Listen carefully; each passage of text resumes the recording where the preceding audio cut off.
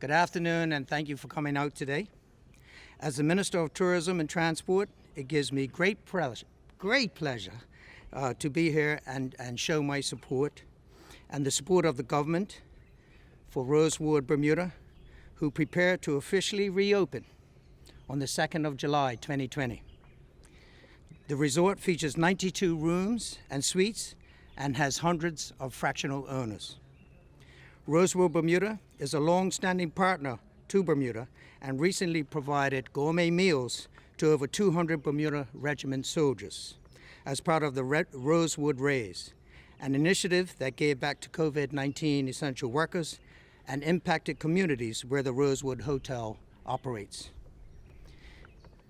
It should be noted that the Ministry of Tourism and Transport and industry stakeholders continue to work in partnership regarding protocols and requirements that will be in effect for the local tourism industry regarding COVID-19 and are now being finalized in collaboration with the Ministry of Health.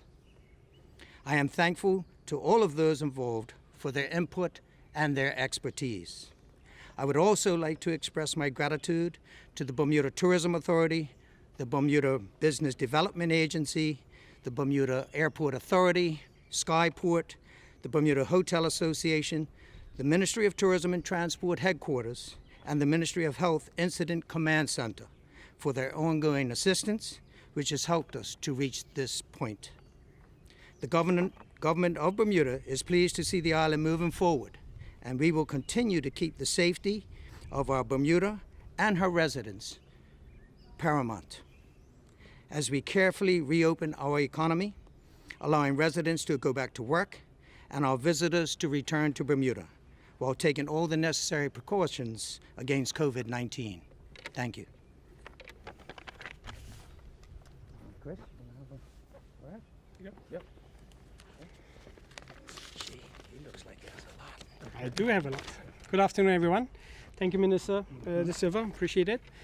My name is Sasha. I'm the Managing Director of Rosewood, Bermuda. On behalf of Rosewood Hotels and Resorts, let me take it off.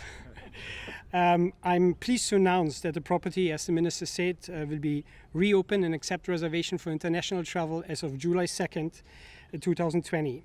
The complete reopening of the resort's accommodation facilities, venues, come in tandem with the reopening of the Bermuda Airport on July 1st. Rosewood Bermuda offers a well-spread accommodation, expertly designed for utmost privacy, vast space allowing for desirable social distancing, and alluring open-air, land and water-based activities. To facilitate safe and comfortable stays, Rosewood Bermuda has introduced new and heightened health and safety protocols. In accordance with the guidelines put in place by the Bermuda Ministry of Health and Commitment to Care, a Rosewood Hotel Group new global health and safety program, Rosewood Bermuda is abiding by the highest levels of health and safety vigilance. Compromise and rigorous operating protocols practices both back of house and guest facing. Commitment to Care provides Rosewood global community with the utmost in safety, security, bolstering the exceptional level of Rosewood as a brand. As we adapt to the new normal, we remain dedicated to creating healthy and memorable visits to our guests. We are delighted to reopen our doors and invite visitors, members, and locals alike to relish the beauty of this destination, which is our home, Bermuda. Thank you.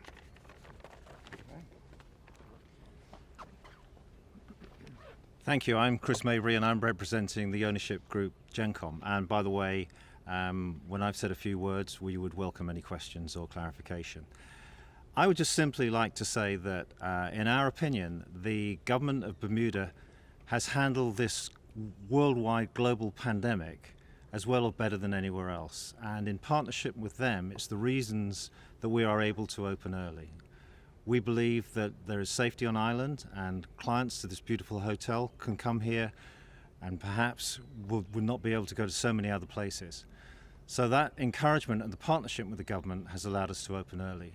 We look forward to getting Bermudians back to work, working at the hotel and at the clubs and at the golf club. We look forward to welcoming Bermudians here, and then guests can come here with safety and surety. We are very close to New York, and I think it's going to be an ideal opportunity for people who want to travel. It's a small step, but I think it's a very important step, and with our partners in the government, we intend to move as fast as we can to restore things to normal revenue levels and visitor levels as soon as we can. Thank you very much. All right. Okay. Any questions from anyone? The first question, with the reopening, how many meetings does that put back to work? So that entirely depends on the demand. We now have just made the decision this week and our marketing, but pleased to say, in terms of rooms, I believe, Sasha, from the second, we've got more than 40 rooms full. We have over 220 employees here, and the answer is, as soon as we can market and fill the rooms, we will get those people back to work. Now, as part of the draft protocols for people coming to Bermuda as visitors, it requires a test 3 days before the flight. While tests are pretty available in Bermuda, a lot of the jurisdictions that we're trying to get visitors from, it's a little harder to get tests. Are you concerned that this is going to sort of stymie the demand? Yes, that is a concern, Owen. And I think it's a concern for any tourist destination at the moment.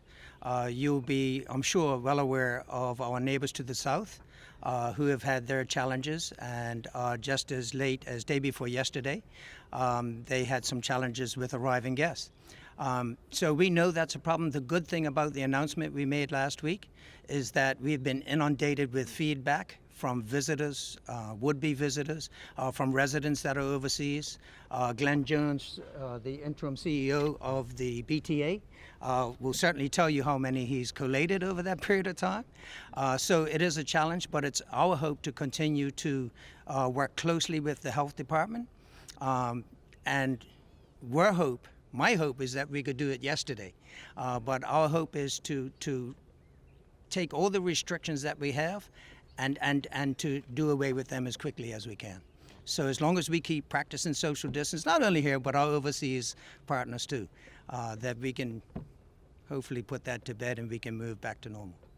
And while I understand it is still a draft plan, do you have any idea who will actually pay for the tests of visitors once they are on island? Is that going to be something that their health insurance is expected to cover, or is that something that the taxpayers are going to? I like how you say taxpayers, but the government at the moment, the government are absorbing those costs, and we will continue to do so until we change it. And we have had those discussions. We know that some other countries have been charging. You might know that Cambodia started charging visitors $3,000 each. Just, I think it was yesterday. So whilst that is a bit extreme, we don't anticipate getting to that stage just yet. Hi. Are you able to confirm which flights will be returning to Bermuda as of July 1st? At the moment, and you have to realize that all the airlines, after the announcement, they're hustling. The hotels are hustling. Everyone, the BTA continue to work around the clock to try to just put the word out there. At the moment, I think Delta have been the only airline to say that they're actually looking at flights between the 7th and 9th. I did hear a whisper word this morning that their first flight out of Atlanta is about 70% full, and I think they're looking at July 8th or 9th. Perhaps this is a question for Rosewood, but out of the 40 rooms booked, are you able to say whether those are from local bookings or overseas bookings? Out of the rooms you have on the first 2 weekends, the majority of them are staycations locally booked through our members, the local community, for which we are very thankful. And I guess overall, what is your level of confidence for a return of business for the hotel industry? Well, I'm the tourism minister, so my level of confidence is always going to be high, which is why I push the way I do. We need to get the hotels open.